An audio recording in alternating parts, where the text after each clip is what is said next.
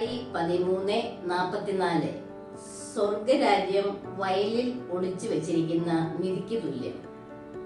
ആ നിധി കണ്ടെത്തുമ്പോൾ അവൻ എല്ലാം വിറ്റ് ആ നിധി സ്വന്തമാക്കും.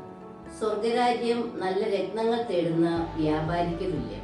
സ്വർഗരാജ്യം എല്ലാത്തരം മത്സ്യങ്ങളെയും ശേഖരിക്കാൻ കടലിൽ എറിയപ്പെട്ട വലയ്ക്ക് തുല്യം.